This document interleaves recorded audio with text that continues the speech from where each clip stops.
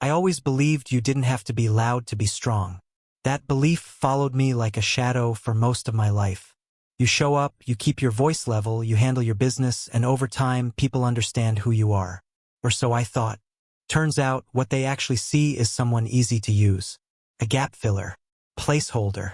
A man who won't raise hell when you quietly start writing him out of the script. I married Emily when I was 33. She came with 2 kids from her first marriage. Tyler, who had just turned 12, and Ava, a sharp-tongued 10-year-old with their father's eyes and none of his silence. He was still in the picture, loosely. Birthdays, sometimes. The odd weekend, if he wasn't traveling. The kind of father who sent gift cards instead of showing up to school concerts, but who never lost his pedestal in their eyes. I wasn't trying to replace him. I never wanted that. I just wanted to be part of something real. I came in quiet, steady. Took the night shifts so Emily could sleep. Fixed the dripping faucet the first weekend I stayed over. Bought groceries without being asked. My love language, if you want to call it that, was logistics. I made sure everything ran smooth so they could relax. I thought that would be enough. I bought the house 2 years into the marriage. Not a palace, just clean and solid, 1,800 square feet in a good school district outside Columbus. Yard big enough for Ava's trampoline. Garage big enough for Tyler's bike obsession. I painted the rooms myself. Installed shelving in the closets. Changed every air filter, every lock, every hinge. It wasn't just a house. It was a structure. A system. Something they could count on. Something I could build with my own 2 hands, finally, after years of renting rooms and living in other people's futures. But even then, the cracks were already there. It's funny what you overlook when you're still pretending everything fits. I remember this one moment. Maybe a month after we moved in, Tyler came home from school, threw his backpack on the couch and said, "Hey Mom, where's Dad?" Not "Where's Michael?" Not "Where's your husband?" He meant his father, the ghost. She just laughed and said, "Oh honey, you know he's never around on Wednesdays."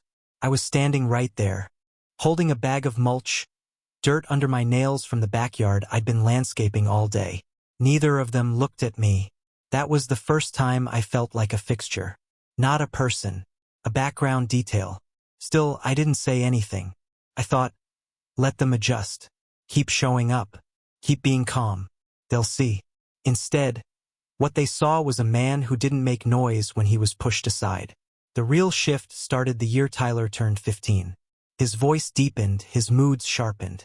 He started correcting me at dinner, not with facts, but with tone. If I mentioned something about history or politics, he'd smirk and say, "That's not what my real dad says." He said real dad a lot that year, as if it were a weapon and he'd just discovered how sharp it could be. Ava followed her brother's lead. Subtler but still cutting. When she had her first school dance, I offered to drive her. She looked me in the eye and said, "I'd rather have someone I'm actually related to drop me off." She ended up getting a ride from Emily's sister. I told myself they were teenagers, that this was the phase no one warns you about, where they test the fences just to see what breaks. So I stayed calm, took the high road, focused on the bills, the plumbing, the lunches packed at 6 a.m. Emily saw it all, but she always deflected. "They're just kids, babe. They don't mean it. They'll grow out of it. It's not personal. You know they love you in their own way." But I didn't need love in their own way. I needed acknowledgement. A simple thanks. When I spent my weekend fixing the leak under Ava's bathroom sink. A nod when I covered Tyler's trip to DC with his class because his father had suddenly lost his job again. Instead, I got silence. Or worse, indifference. The house began to shrink in ways I couldn't describe. Conversations at dinner happened around me, not with me. When decisions were made, vacations, school clubs, weekend plans, I wasn't consulted. Just informed. Emily started using phrases like, "the kids and I talked," or "we decided." I was a tenant with a tool belt. Still, I convinced myself, this is what being a stepfather is. You earn it. One long, quiet year at a time. Then came the birthdays. Tyler's 16th. I spent a month researching used cars, checking crash reports, test driving sedans with good gas mileage. Finally found one in Dayton, old Civic, but reliable. I paid cash. No loans. Spent a weekend fixing up the interior. Replaced the speakers. Cleaned it till it smelled brand new. Wrapped the keys in a box the size of a microwave just to surprise him. He opened it. Blinked. Then said, "Oh. Cool. Thanks, I guess." No hug. No eye contact. Emily teared up. Said it was so generous. But Tyler left the room 10 minutes later. Took the car out. Didn't come back till midnight. The next week, I saw him posting pictures online with the caption, "First ride, thanks Dad." Except it wasn't me he was thanking. It was his biological father, who hadn't paid a cent. The same man who forgot to call on his last birthday. I showed Emily the post. She just shrugged. He probably didn't mean it like that. Of course he did. They all did. Because by then my role was set. The quiet one. The provider. The guy who didn't ask for credit, so they stopped giving it. Sometimes the disrespect wasn't even intentional. That's what made it worse. Like the night Emily's mother came over for dinner. Mid-meal, she looked around the table and said, "You know, Em, I'm so proud of you for doing all this on your own." Her hand swept across the room. "Raising 2 kids, keeping a house. I don't know how you manage it." Emily didn't correct her. Just smiled and took the compliment like she had done it alone. I cleared the plates without a word. Later that night, I brought it up gently. Just asked if she thought maybe it would have been kind to acknowledge that I do a lot too. She sighed. Said, "Michael, you're so sensitive sometimes. It was just a compliment. Let it go. Let it go." That was the phrase she used the most that year. Let it go when Tyler told me I had no say in where he applied for college. "You're not paying for it anyway," he said, not knowing I'd been putting money aside for 2 years already. Let it go when Ava started leaving sticky notes on the fridge instead of talking to me. Let it go when I found out they'd been visiting their father on weekends and Emily hadn't mentioned it. "Didn't think it mattered," she said. "You're always so busy. Let it go. Let it go. Let it go." But there's a cost to letting everything go. You stop holding anything at all. And one day, you look around and realize you've built a home where your name isn't spoken. Your effort isn't seen. And your presence is just another piece of furniture. That's when I began to feel it. The shift inside. Quiet at first. A flicker of resentment in the calm. A cold spot growing in the warmth I used to feel when I pulled into the driveway. Not anger. Not yet. Just the slow, creeping sense that I was the only one in that house who believed family was something you build, not something you inherit. And that no matter how steady you are, no matter how reliable or patient or quietly devoted, people will take and take and take. Until the silence becomes permission. Next part. Remember that each part must contain strictly 8,000 characters. It didn't take long. The house began to groan under its own weight without my hands holding it up. Funny how fast things fall apart when the quiet one stops patching leaks. The fridge started dripping. A slow, rhythmic tap that went ignored for days. Then the light in Ava's closet burned out. Then the Wi-Fi started cutting out in the evenings. Little things. Petty maybe, but this house ran on systems. I had spent years building them silently, obsessively, making sure every detail clicked. Now it was clicking apart. And no one knew how to fix it. They noticed, but they didn't ask. Not directly. Emily circled around it. Passive remarks left in the air like bait. "I thought you were going to handle the router? Weren't you going to switch our water provider this month? Ava's been asking about her closet bulb." I said nothing, just nodded, or didn't, depending on the day. Eventually, she started repeating herself louder. The way people do when they think they're being ignored, but what they're really angry about is the fact that they're being heard, and the answer is no. One night, after dinner, she finally snapped. "You can't just stop being part of the house, Michael." I looked up, calm, level. I didn't stop being part of it. I stopped carrying all of it. She stared at me like I'd spoken another language. And maybe I had, because to her, to them, my effort had always been invisible. Like oxygen. It only mattered when it was gone. The truth is, they never thought I'd pull away. They'd trained themselves to believe that my quiet meant permanence. That I'd always be there, even if I wasn't seen. That I'd keep showing up, even if I wasn't thanked. That I'd always provide, even if I was forgotten. But permanence isn't a personality trait. It's a decision, and decisions can change. The tipping point came on a Sunday afternoon. Tyler came down from his room, half asleep, mumbling something about his car battery. Dead. Again. Probably from leaving the lights on overnight. He held his keys out toward me like a waiter handing over the check. "I need a jump," he said. No greeting. No hey. No acknowledgement of the last month of silence between us. I looked at his hand, then at his face. "Ask your father," I said. He blinked, confused. Not angry yet, just not used to being told no. "What?" "Ask your father," I repeated. "He bought that car, remember?" His face turned. "Are you serious?" "As a heart attack." He stood there for a long moment, mouth half open, then laughed. A short, stunned sound. "You're being petty," he muttered, storming off. "Petty.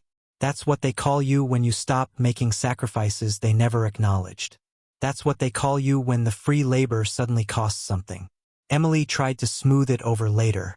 Of course she did. "Tyler's just stressed," she said.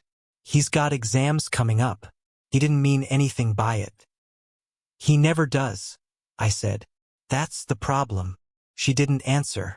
She never did when the truth wasn't convenient. A week later, Ava asked me to sign a permission slip. School trip.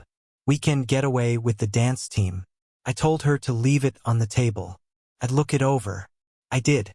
The trip cost $420. They wanted half up front, the rest due the next week. I left it and signed. That night, she knocked on my office door. "You forgot my form." "I didn't forget." She narrowed her eyes. "So what? You're just not gonna sign it?" "You can ask your mom." She crossed her arms. "She said you always handle this stuff." "Not anymore." Her mouth twisted. That same tight expression Emily made when she didn't get her way but didn't want to seem spoiled. "You're being an ass," Ava said. I nodded slowly. "Probably." She stormed off. Emily came in 20 minutes later. "You can't do this to them," she said. "Do what?" "Abandon them. They didn't ask for you to be their dad." "No," I said. "But they had no problem treating me like one when the bills were due." Her face hardened. "They're kids, Michael." "Not anymore," I said. "They're old enough to know what respect looks like." She folded her arms. "So you're punishing them because they didn't worship you?" I stood up, walked past her into the kitchen, poured water, let her sit in the weight of that accusation before turning back. "I never wanted worship. I wanted acknowledgement. I wanted a partner. I wanted a family that saw me." She didn't speak, just stood there in the hallway, like she'd walked into a room expecting a light to turn on and realized she didn't know where the switch was. I started making changes that week. Practical ones. Opened a new checking account. Rerouted my paycheck. Canceled all the auto payments for their phones. Their streaming subscriptions. Their extracurriculars. Every little leak in the bucket they'd never noticed. Then I called my accountant. Asked about separating my finances from Emily's. Quietly. Cleanly. No announcement. Just preparation. Because I knew what was coming. The day Tyler's phone plan cut out, he stomped down the stairs like a wounded animal. "My data's gone," he snapped. "What the hell? Your plan was under my name," I said. "It's not anymore." He stared. "You can't just." "I just did." He turned to Emily, who'd come into the room halfway through. "Mom, seriously?" She looked at me. "Michael, this is too far." "No," I said. "This is overdue." Ava's Spotify account was next. Then Netflix. Then the gym membership she never thanked me for. Every time one of them discovered a missing piece of the machine, they looked at me like I'd stolen something from them. But I hadn't taken anything. I just stopped giving without return. Emily begged me to stop. Not angrily, desperately. In whispers late at night when the kids had gone to sleep. "They don't understand," she said. "Please. They'll hate you. They already do, I said. This just makes it honest. We didn't fight. Not exactly. Fighting would have meant there was still something worth clashing over. We moved like ghosts past each other in the hallway. Ate dinner in silence. Slept facing opposite walls. The house was quiet in a way that didn't feel peaceful. And then the tuition bill came. Tyler's first semester. I had been paying it quietly before the split. $7,800 per term. Never once mentioned it. Just logged in, transferred the funds, waited for someone to say thank you. They never did. Now the school emailed him directly. Balance overdue. Registration on hold. He printed it. Left it on the counter with a note in all caps. This is urgent. I left it untouched. Emily found it first. Her voice cracked when she asked me, "You're really not going to pay?" I shook my head. "We talked about this," she said. "No," I said. "You talked. I acted. You watched." She stared at me like I'd grown horns. "This will ruin his year." I nodded. "Maybe he'll learn what it costs to disrespect the people who make your life possible." That night, Tyler knocked on my door. Didn't yell. Didn't insult me. He just looked small. "Can we talk?" I let him in. He sat on the edge of the armchair like it hurt to use furniture I bought. "I didn't mean it," he said. "All that stuff I said. You didn't say it. You lived it," I said. He looked down. "I just thought you'd always be there." And there it was. The most honest thing he'd ever said to me. They'd all thought that. Emily, Eva, even the damn dog, who still came to me for food but not affection. They'd all believed I'd never walk away from the responsibility they threw at me, even as they erased my presence from every corner of their lives. That belief died quietly, without fireworks. Just a closing of a bank account, a canceled check, a locked door, consequences, not revenge, balance, not anger. And in that balance, I found the one thing I hadn't felt in years: control. The house is clean now, quieter than it's ever been. Every drawer closed, every light turned off with intention. The echo of footsteps trails me like an old dog. I used to hate this silence. Now I wear it like armor. They left without ceremony. Just slammed doors and footsteps. I didn't follow. Didn't ask where they were going. Didn't offer help carrying their bags. Kelly didn't say goodbye. Neither did the boys. They acted like I'd kicked them out, like I'd chosen ego over family. But the truth is simpler than that. I stopped financing a fantasy. I didn't burn the bridge. I just stopped maintaining it alone. They could have built it with me, could have stood beside me and laid the bricks, even one. But they didn't. They just crossed it, day after day, assuming it would always hold, no matter how often they spit on the man holding the mortar. And when I let it rot, when I finally turned away and folded my arms instead of extending them, then they screamed betrayal. But it wasn't betrayal. It was clarity. The first few days after they left, I waited. Not for them to return. Not even for a call. I waited for something in me to break. Regret, guilt, maybe even doubt. But none of it came. What came was sleep. Deep, uninterrupted sleep for the first time in years. I stopped grinding my teeth. Stopped waking at 4 a.m. calculating bills in my head. My chest stopped buzzing with the quiet panic of being the only adult in the house who worried about the future. That told me everything. What I'd lost wasn't peace. What I'd lost was pressure. The invisible kind. The weight of being the fallback plan no one thanked, just expected. I thought it would hurt more. I thought I'd crumble. But what I felt was release. What I felt was breath. Still, I kept expecting the apology. The door to swing open. The voice on the line. The message that said, "You were right. We were wrong. We're sorry." But nothing came. Because guilt doesn't rise in people who've never had to account for the damage they cause. 3 weeks passed. No calls. No texts.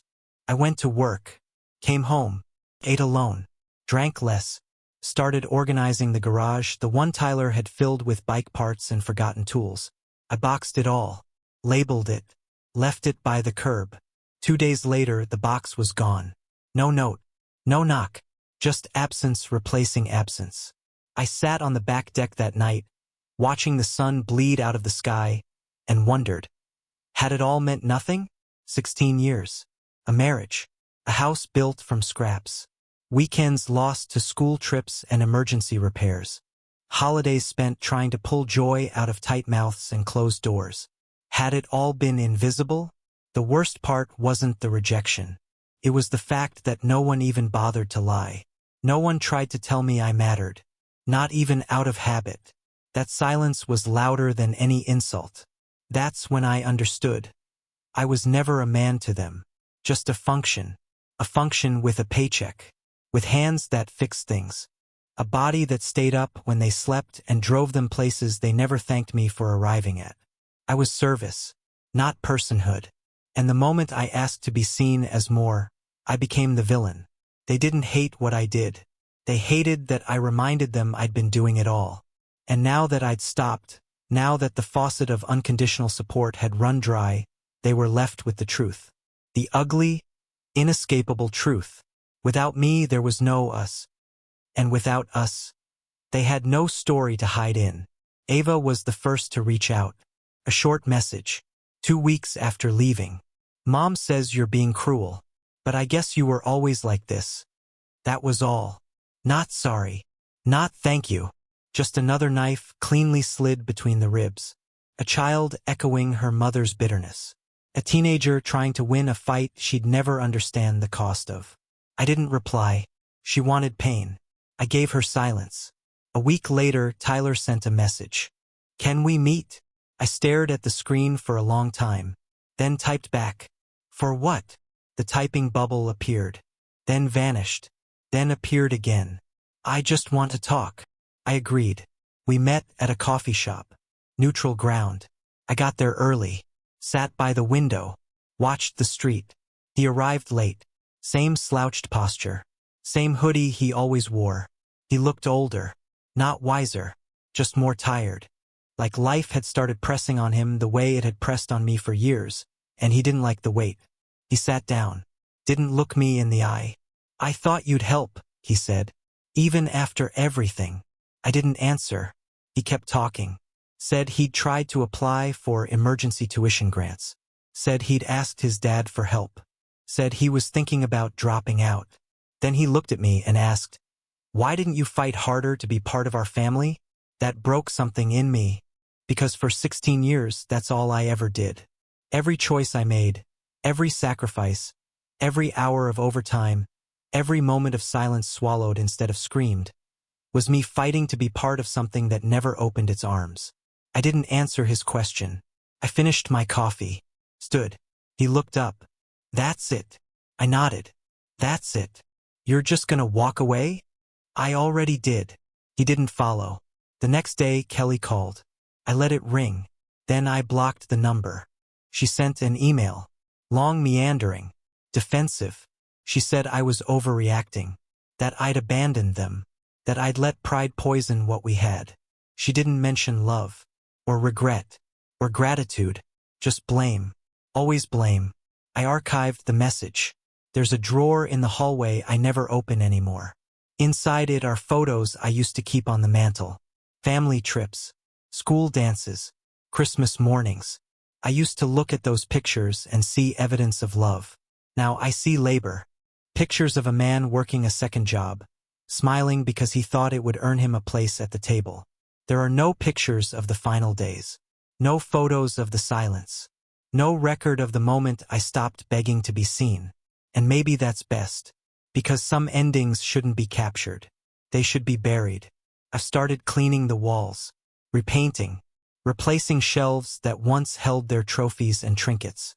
The space looks larger now. Not because they're gone. But because I've reclaimed it. Inch by inch. Quietly. And in that quiet, I ask myself one question. Was I wrong? Was I wrong to withdraw? To cut the strings? To demand that respect walk in before generosity sat down? They'll say I was. They'll rewrite the story in their heads until I'm the villain who turned his back. Until I'm the man who could have made everything okay, but chose vengeance instead. But I know the truth. I didn't choose vengeance. I chose myself. I chose to stop giving oxygen to a fire that only burned me. And maybe, just maybe, that's not cruelty. Maybe that's survival. So I'll ask you, the stranger who reads this, who's walked these broken rooms with me, if you were me, if you had given everything, if you were asked to keep giving with no thanks, no recognition, no love, only obligation, would you have stayed? Or would you have walked like I did? Tell me if I was wrong. Because in this silence, I've found peace. But peace still asks for witness.